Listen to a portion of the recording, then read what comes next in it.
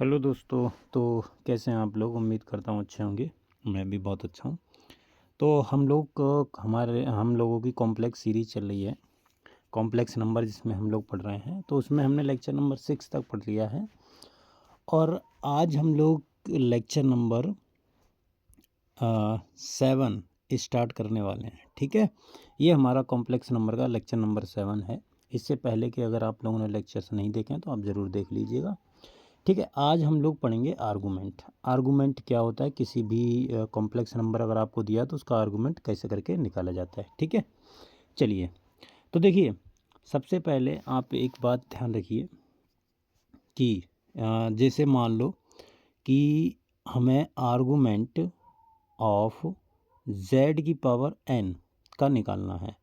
तो आर्गूमेंट क्या होता है? जैसे z की पावर n है, इसका आर्गूमेंट निकालना है। तो इसमें फॉर्मूला क्या होता है? n जो है पावर में, उसको आप अगले ले आइए और आर्गूमेंट ऑफ z, ठीक है, और प्लस माइनस 2n पाई। ठीक है, 2n पाई। अब ये क्यों आता है 2n पाई, इसको हम लोग डिटेल से देखेंगे। फिलहाल ये फार्मूला आप ज़रूर ध्यान रखिएगा। ठीक है, कि किसी भी आर्गूमेंट का हम क्या बोलते हैं, किसी भी कॉम्प्लेक्स नंबर का आर्गूमेंट कैसे करके निकालते हैं। ठीक है, चलिए अब हम इसका फार्मूला की बात करेंगे और ध्यान से समझिएगा। मैं एक चित्र बना रहा हूँ, उसको आप ध्यान से देखिएगा। ठीक है, चलो देखो, चित्र है हमारा, ये मान लो वाई एक्सिस है और ये मान लो हमारा एक्स एक्सिस है। ठीक है, ये हमारा बन गया चित्र। अब इसमें क्या करेंगे हम लोग? जैसे मान लो, देखो, जो एक्स एक्सिस है, यहाँ पर अगर मैं बात करूँ यहाँ पर, तो यहाँ पर आर्गूमेंट किसी भी कॉम्प्लेक्स नंबर का आर्गूमेंट होता है 0। ठीक है, इस लाइन पे यहाँ पर अगर मैं बात करूँ तो आर्गूमेंट किसी भी कॉम्प्लेक्स नंबर का कितना होता है? 0। और ये तुम्हारी जो लाइन है परपेंडिकुलर वाली, या बाई एक्सिस बोल दो, यहाँ पर जो आर्गूमेंट होता है, आर्गूमेंट क्या लिख रहा है ये, हाँ, आर्गूमेंट किसी भी कॉम्प्लेक्स नंबर का यहाँ पर होता है π/2। ठीक है, यहाँ पर जो आर्गूमेंट होता है वो होता है π/2। ये थोड़ा गड़बड़ लिख गया, z π/2। ठीक है, इस वाली लाइन पे ध्यान रखिएगा, इस वाली लाइन पे है ये। अच्छा, अगर मैं यहाँ पर बात करूँ इधर साइड में, तो आर्गूमेंट होता है यहाँ पर, अगर मैं बात करूँ तो यहाँ पर जो आर्गूमेंट होता है किसी भी कॉम्प्लेक्स नंबर का, वो होता है हमारा पाई। ठीक, और यहाँ पर मतलब नेगेटिव साइड में बात करूँ तो यहाँ पर जो आर्गूमेंट होता है किसी भी कॉम्प्लेक्स नंबर का, तो वो होता है हमारा माइनस का π/2। ये आप ध्यान रखिएगा, ये बहुत इंपॉर्टेंट चीज़ है। यहाँ पर बात करें तो आर्गूमेंट ऑफ z का 0, यहाँ पर बात करें तो आर्गूमेंट π/2, और यहाँ पर बात करें तो पाई, और यहाँ पर इसमें यहाँ पर बात करें तो माइनस π/2। और ओरिजिन पर अगर हम किसी भी कॉम्प्लेक्स नंबर का आर्गूमेंट बात कर रहे हैं तो यहाँ पर ओरिजिन का होता है not define.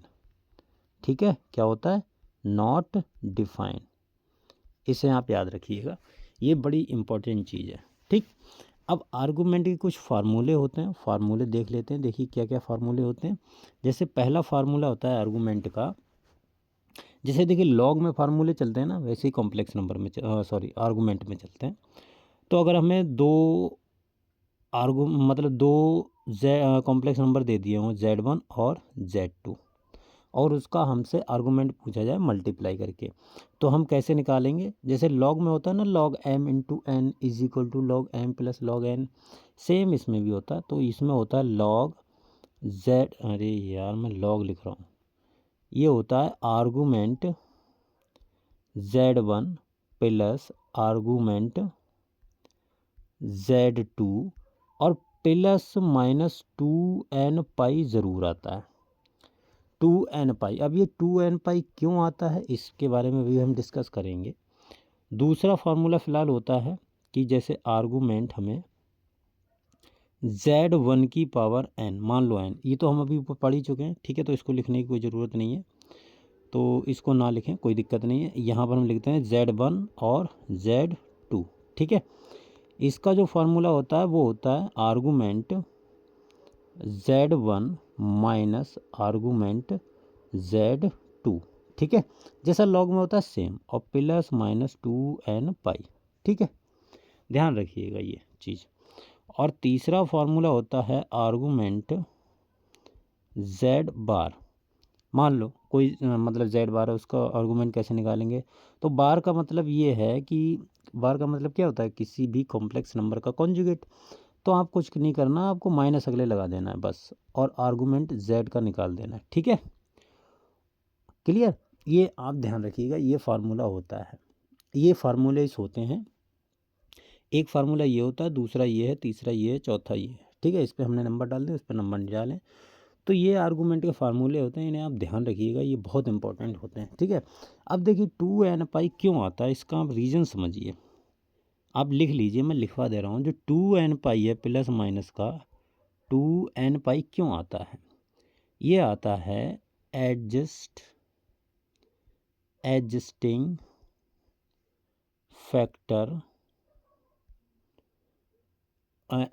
Factor when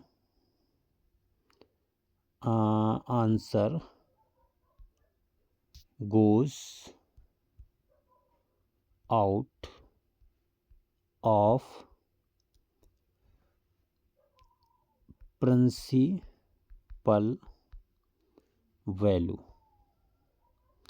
principal value का मतलब समझ रहे हैं कि हमें, मैंने आपको बताया था ना कि आर्गूमेंट की जो प्रिंसिपल वैल्यू होती है, आर्गूमेंट की मैंने आपको प्रिंसिपल वैल्यू बताई है शायद, हाँ मैंने बता रखी पिछले लेक्चर में, कि आर्गूमेंट की जो प्रिंसिपल वैल्यू होती है वो minus pi is less than argument of Z is less than equal to pi, ये होती है प्रिंसिपल वैल्यू, ठीक है।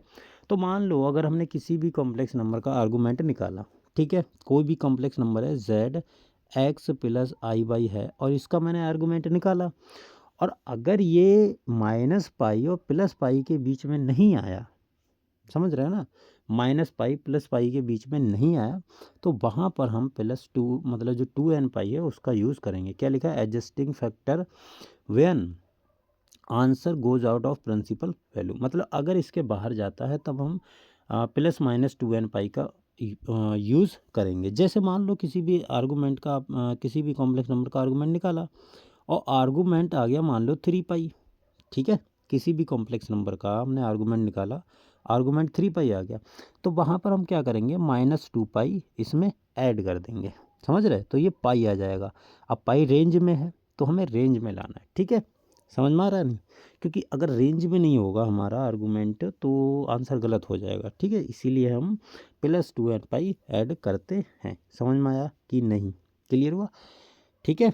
चलिए हम क्वेश्चन करते हैं, क्वेश्चन के ज़रिए समझेंगे, ठीक है। एक मैं क्वेश्चन आपको समझा रहा हूँ, समझिएगा ध्यान से, आर्गूमेंट कैसे निकालते हैं। जैसे हमारे पास में क्वेश्चन है कि Z बराबर 1 + √3i, ठीक है, ये हमारे पास में कॉम्प्लेक्स नंबर है, और इसका हमें आर्गूमेंट निकालना है। आर्गूमेंट निकालना है हमें किसका, आर्गूमेंट ऑफ Z की पावर 8, ठीक है, की पावर 8 का हमें आर्गूमेंट निकालना है, क्लियर। ये क्वेश्चन देखिए अच्छा। अब मैंने अभी आपको बताया था कि एक हमारे पास, अभी मैंने आपको फार्मूला लिखवाया था कि अगर हमारे पास में आर्गूमेंट Z की पावर n हो तो वहाँ पर हम क्या लिखेंगे, n आर्गूमेंट ऑफ Z, ठीक है, n आर्गूमेंट ऑफ Z, ठीक है, और प्लस का प्लस माइनस 2n पाई आएगा, मतलब अगर रेंज से बाहर जा रहा है तो जोड़ देंगे या घटा देंगे, ठीक है, तो हमारी रेंज में आना चाहिए, यानी जोड़ने पे रेंज में आ रहा है या घटाने पे रेंज में आ रहा है, वो हम वहाँ पर देख लेंगे, ठीक है। तो ये फार्मूला फ़िलहाल के लिए हम यूज़ करेंगे। तो यहाँ पर इसलिए अगर मैं बात करूँ तो यहाँ पर क्या हो जाएगा, देखिए यहाँ पर आर्गूमेंट Z की पावर 8 बराबर क्या हो जाएगा, 8 आर्गूमेंट Z, ठीक है, Z, क्लियर, ये हो गया, समझ में आ गया। तो ये यार दोबारा क्यों लिख जाता, ये हो गया Z, ठीक है। अब देखिए सबसे पहले हम Z को पकड़िए, तो Z बराबर क्या दिया है, 1 + √3i, ठीक है। यहाँ पर अगर मैं देखूँ तो tan थीटा अगर निकालूँ तो tan थीटा बराबर कितना आएगा, मॉड ऑफ √3/1, तो कितना आ गया, √3 आ गया। तो यहाँ से मैं थीटा इज इक्वल टू निकाल सकता हूँ tan इनवर्स √3। और √3 किसकी वैल्यू होती है, √3 वैल्यू जो होती है वो होती है हमारी और tan 60 की, 60 यानी π/3, ठीक है। तो यहाँ से थीटा हमारा आ गया π/3, समझ में आया, ये हमारा थीटा आ गया π/3। तो इसलिए हमें निकालना तो दूसरा है ना, इसलिए 8 आर्गूमेंट ऑफ z, ठीक है। थीटा क्या होता है, आर्गूमेंट होता है। तो ये क्या हो जाएगा 8 × π/3, समझ में आया कि नहीं, बताओ, ये चीज़ क्लियर हुई। अब हाँ, एक चीज़ यहाँ पर और देखना आप कि अगर मैंने आपको एक चीज़ बताई थी, चलिए वो बाद में डिस्कस करेंगे, यहाँ पर फिलहाल इतना देखिए कि 8 π/3, ठीक है, ये आ गया है। अब मुझे बताओ 8 π/3 है, ये माइनस पाई और पाई के बीच में है कि नहीं, बताओ, है या बीच में नहीं है, बताओ, आप देख के बताओ इसको।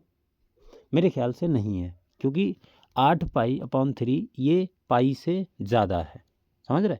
तो ये हमारी रेंज से बाहर चला गया। अब बाहर चला गया है तो इसमें हम कुछ ना कुछ माइनस करेंगे जिससे हमारी रेंज में आ जाए, ठीक है। प्लस करने पर तो और बाहर चला जाएगा, तो माइनस करेंगे यहाँ पर, ठीक है। तो ये हो गया तुम्हारा 8 π/3 माइनस का 2 पाई, अगर मैं इसमें से माइनस कर दूं तो कितना आ जाएगा, 3 दूनी 6, 6 8 में से 6 गया 2, तो 2 π/3। अब 2 π/3 तुम्हारा ये इसमें बिलोंग कर जाएगा माइनस पाई से पाई के बीच में। तो ये हमारी मतलब आर्गूमेंट ऑफ z⁸ का आंसर आ गया है, समझ में आया। हमें प्लस माइनस कैसे करके करना है, आपको देखना है कि अगर पाई से ज़्यादा हो रहा है, पाई से ज़्यादा, ठीक है, पाई से अगर ज़्यादा हो रहा है तो हम क्या करेंगे, फिर 2n पाई है, n की वैल्यू हम कौन सी लेंगे, n की वैल्यू लेंगे पॉजिटिव, जिससे कि क्या हो, पूरा पॉजिटिव रहे और उसको हम घटा सकें, समझ में आया, समझ रहे हैं ना। तो अब मान लो यहाँ पर 2 पाई से रेंज में नहीं आता तो 3 पाई ऐड करते, 4 पाई 6 पाई 7 पाई 8 पाई, ऐसे कोई सी भी वैल्यू आप जितना ज़्यादा रेंज से हो जाए उतनी वैल्यू ऐड कर सकते हैं। या मान लो माइनस पाई से कम चला गया तो हम इसमें क्या करेंगे, फिर ऐड करेंगे। समझ में आया कि नहीं, बताओ, समझ में आया कि नहीं, है बताओ, ठीक है। अच्छा हाँ, यहाँ पर अभी मैंने बोला था कि n की वैल्यू हम पॉजिटिव लेंगे, नहीं, यहाँ पर हमने n की वैल्यू नेगेटिव ली है, ठीक है। n की वैल्यू क्या ली है हमने, नेगेटिव, तभी तो आया भाई 2n पाई था ना, तो प्लस माइनस था, क्लियर। तो यहाँ पर मैंने क्या लिया, n की वैल्यू अगर मैंने नेगेटिव ली है तो मैंने प्लस 2 पाई लिया होगा, 2 × 1 और पाई, n की वैल्यू पॉजिटिव, ठीक है। आप जैसे चाहें वैसे समझ सकते हैं। फिलहाल मैं बता रहा हूँ, ये आपको समझ में आ गया होगा कि हमें कैसे करके एडजस्ट करना है, कहाँ पर हमें जोड़ना है, कहाँ पर घटाना है, ठीक है, समझ में आया। तो ये क्वेश्चन मैंने आपको समझाया है। चलिए और भी हम थोड़े क्वेश्चन देखते हैं। क्वेश्चन नहीं, एक कॉन्जुगेट का हमारा फार्मूले हैं कुछ कॉन्जुगेट के, वो हम लिख लेते हैं। कॉन्जुगेट के कुछ फार्मूले हैं वो हम लिख लेते हैं एक बार। तो कॉन्जुगेट के कौन कौन से फार्मूले हैं, देखिए पहला फार्मूला है हमारा Z1 × Z2, ठीक है। पूरे का अगर हमें बार लेना हो तो कैसे करेंगे, Z1 × Z2 बार, ठीक है, अलग अलग बार ले लेंगे। देखिए बार में मैं आपको समझा दूं, एक इसकी शॉर्ट ट्रिक ध्यान रखिएगा, जो बार होता है ना, बार हमेशा सेपरेट हो जाएगा, सेपरेट हो जाएगा।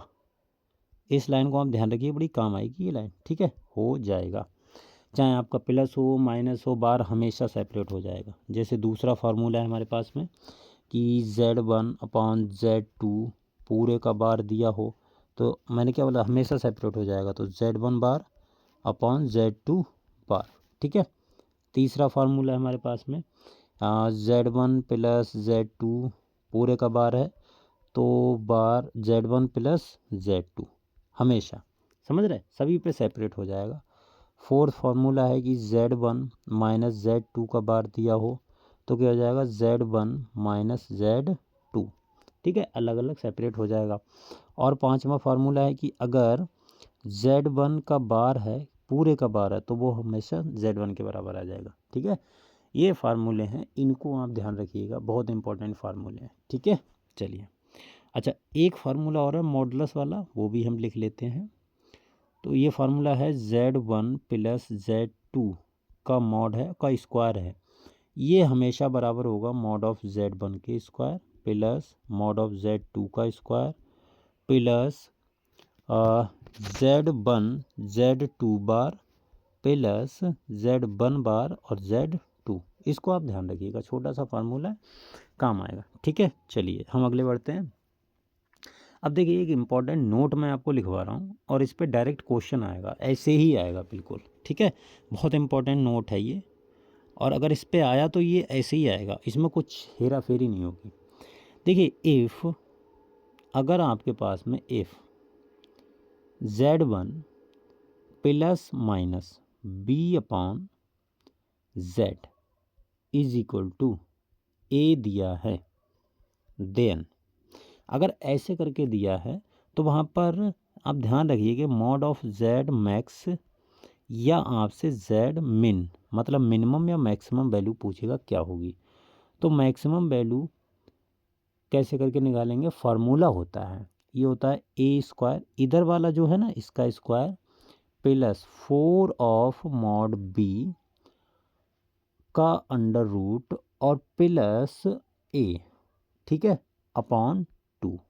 इसको आप ध्यान रखिएगा। मिनिमम के लिए क्या होता है, सेम फार्मूला होता है a square plus 4 of mod b, और यहाँ पर माइनस ए होता है, ठीक है, और 2। ये आप ध्यान रखिएगा, ये आपको बहुत काम आएगा, डायरेक्ट फार्मूला है ये, और ये बिल्कुल क्वेश्चन ऐसे ही आएगा, कुछ इसमें छेड़छाड़ नहीं होगी, ध्यान रखिएगा, इसमें बिल्कुल भी छेड़छाड़ नहीं होगी, हमेशा ऐसे ही क्वेश्चन आने वाला है। ठीक है, चलिए अगले हम लोग बढ़ते हैं, और अगले हम लोग बढ़ने से पहले क्वेश्चन कर लेते हैं। इसी पे देखो बेस, कैसा क्वेश्चन पूछा गया था कि मॉड ऑफ Z और 4 अपॉन Z, ठीक है, इज इक्वल टू 2 दिया है, देन फाइंड मैक्सिमम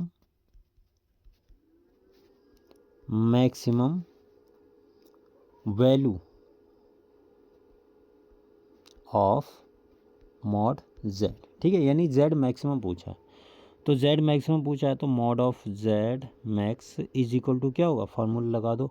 फार्मूला होता है हमारे पास में a square plus 4 of mod b, और मैक्स पूछा है तो प्लस होता है प्लस ए अपॉन 2, ये होता है फार्मूला। तो यहाँ पर लगा दो, तो ए की वैल्यू कितनी देखी, 2 है, तो 2 का स्क्वायर 4, ठीक है, प्लस 4 मॉड ऑफ बी की वैल्यू है -4, तो मॉड लगा देंगे, कोई दिक्कत नहीं है उसमें, और प्लस क्या होता है ए, यानी 2 अपॉन 2। समझ में आया। तो यहाँ पर देखिए क्या हो जाएगा, ये हो जाएगा तुम्हारा 4 4 चौक 16, ये हो गया 20, ठीक है, और प्लस 2 अपॉन 2, 4 पंजे 20, तो 2 रूट कितना आ गया 5, और प्लस 2 अपॉन 2, तो 2 इसमें से कॉमन ले लेंगे, कैंसिल आउट हो जाएगा, तो अंडर रूट 5 प्लस 1 आ जाएगा। समझ में आया। तो ये हमारा हो गया क्वेश्चन। ठीक है, इसी तरीके के क्वेश्चन आएगा, तो उसे आप इसी फार्मूले का ध्यान रखिए। आपको हो सकता है अगली बार में मिनिमम वैल्यू पूछ ली जाए, ठीक है, तो मिनिमम के लिए यहाँ पर माइनस कर देंगे, और कुछ चेंज नहीं होगा। ठीक है, ये हो गया हमारा। अब देखिए, मॉडुलस की 1-2 और प्रॉपर्टी हैं, वो भी मैं लिखवा देता हूँ, ये भी डायरेक्ट यूज़ होती हैं। जैसे पहला प्रॉपर्टी ये है कि आपसे पूछ लिया जाए mod of Z1 plus mod of Z2 का स्क्वायर हो, और plus mod of Z1 minus Z2 का स्क्वायर हो, ये किसके बराबर होता है। तो इसको आप डायरेक्ट ध्यान रखिएगा, 2 मॉड ऑफ Z1 का square plus mod of Z2 का स्क्वायर। ठीक है, देखिए प्रूफ करवाने के लिए मैं प्रूफ करवा सकता हूँ, समझ में आ रहा है, प्रूफ करवाने के लिए हम लोग प्रूफ कर सकते हैं, लेकिन प्रूफ कर इनका कोई काम का है नहीं, खाली में टाइम वेस्ट भी होगा और कुछ काम आएगा ही भी नहीं। ठीक है, तो कोई ज़रूरी नहीं है प्रूफ करना इसका।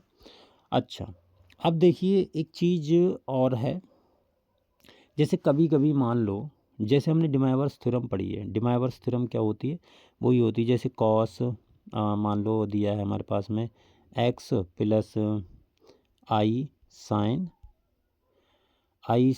x ये दिया है और इसकी पावर n हो, तो हम डिमेवर साहब क्या बोलते हैं कि n को एंगल के साथ मल्टीप्लाई कर दो, तो कॉस एन एक्स हो गया प्लस आई साइन एन एक्स हो गया। ठीक है, ये डिमेवर्स थ्योरम कहती है। अगर मान लो n तुम्हारा रेशनल नंबर हो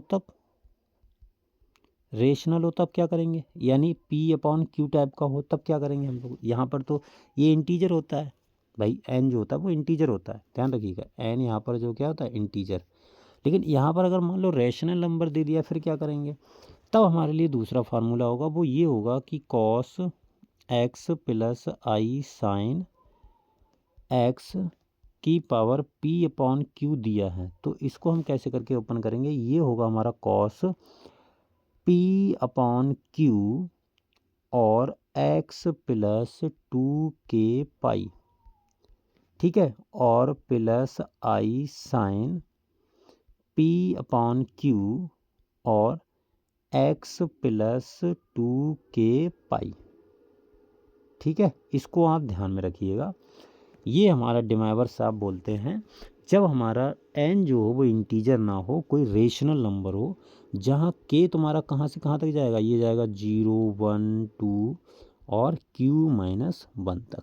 समझ में आया, ये चीज़ है।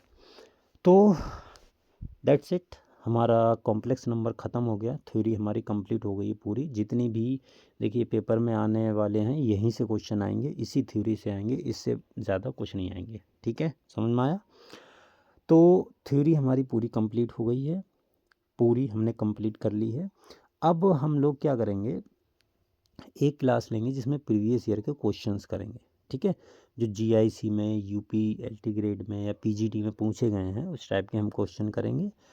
तो यहाँ तक आप कंप्लीट कर लीजिए, अगली क्लास में हम लोग मिलते हैं आपसे क्वेश्चंस के साथ में। ठीक है, अगली क्लास में हम लोग करेंगे क्वेश्चंस प्रैक्टिस। ठीक है, क्वेश्चन प्रैक्टिस हम लोग करेंगे और बहुत सारे क्वेश्चन करेंगे, टेंशन ना लीजिए। ठीक है, तो यहाँ तक आप कंप्लीट कर लीजिए। तब तक के लिए हम आपसे मिलते हैं अगली वीडियो में, तब तक के लिए बाय, टेक केयर, ध्यान रखिए, बाय बाय।